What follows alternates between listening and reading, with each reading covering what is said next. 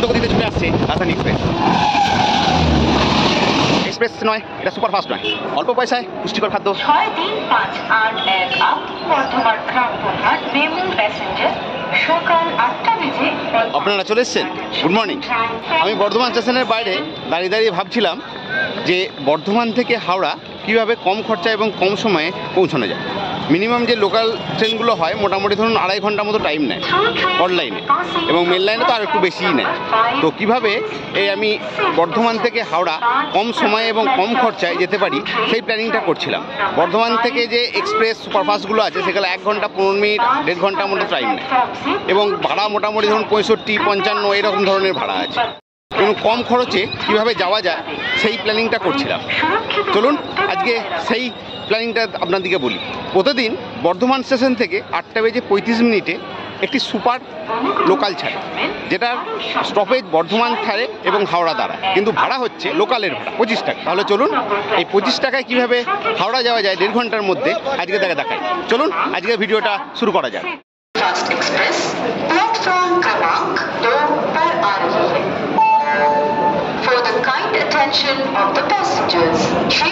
বর্ধমান স্টেশনের 4 নম্বর প্ল্যাটফর্মে দিয়ে দিয়েছে আমাদের ট্রেন।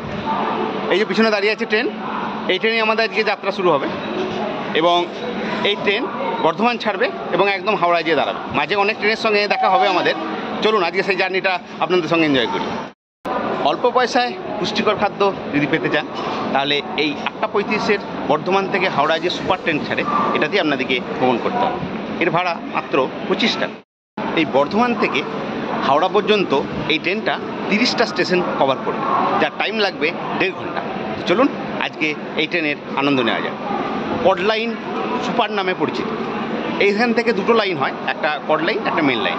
তো এটা হচ্ছে কড লাইনে যাবে, এটা কড লাইন সুপার নামে পরিচিত। তো চলুন আজকে এই ট্রেনের সঙ্গে পরিচয় করা। আমাদের ট্রেন নির্ধারিত টাইমেই আমাদের স্টেশন থেকে ছেড়ে দিয়েছি।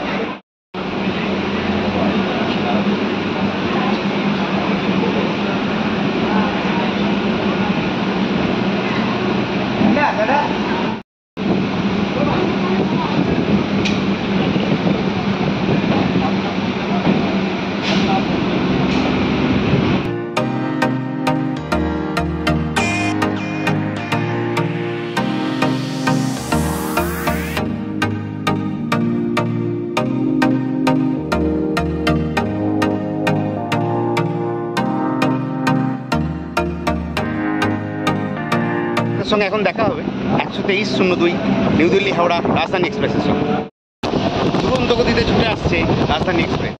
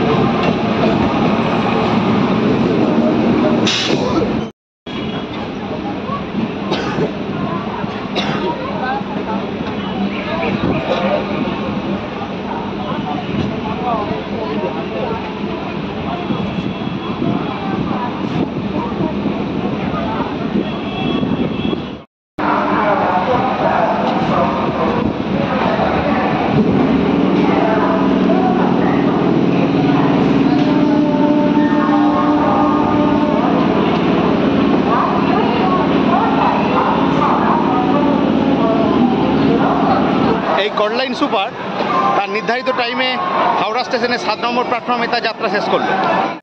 এই ট্রেনটাই আবার বিকাল 5:27 এখানে হাওড়া স্টেশন থেকে বর্ধমানের উদ্দেশ্যে রওনা দেয়, এবং তখন সেটা সুপার হিসাবেই থাকে।